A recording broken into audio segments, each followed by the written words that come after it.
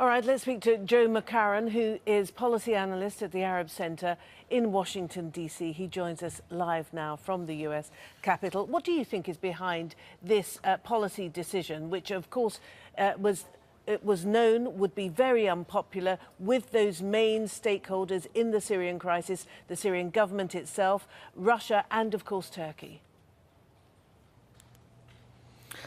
Yes, I mean, obviously the U.S. is trying to counter the Turkish-Russian plan now, and with the support of Iran, of course, to try to basically have control of northern Idlib. So now you see a U.S. reaction. It's not clear what the end game is.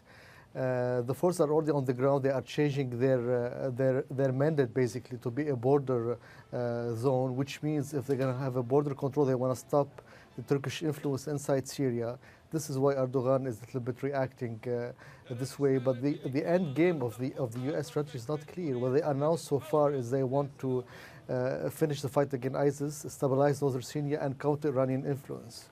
When they went to Congress, the U.S. officials, to put forward their policy, they didn't have answers about what's the end game. This is the most crucial issue, that since 2011, there's no clear strategy for Syria. So this might backfire because you don't have on-the-ground support.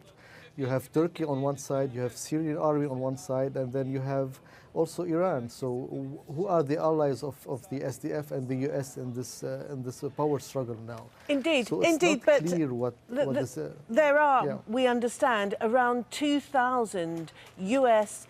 Military personnel on the ground in Syria, particularly in this area, we understand, backing the SDF. How likely is it, therefore, that there could be a real confrontation between Turkish forces and US forces?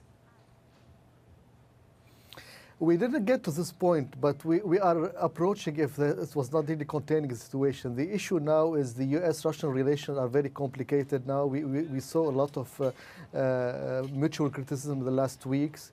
The U.S.-Turkish relations bilaterally is not good. So the problem is, in the last few years, what the U.S. was doing is providing air support for the SDF in consultation with Russia. If now there's no direct consultation and there's really confrontation between Turkish and Kurdish group, the U.S. has to be involved. But at the same time, there's no support in Congress for any U.S. expansion of influence. So the decision for the U.S. now is whether to keep its influence inside North Syria or basically try to expand a little more and change the map on the ground. But on both sides, the options are very limited. All right, Joe Macaron talking to us live from Washington, D.C. Thank you very much.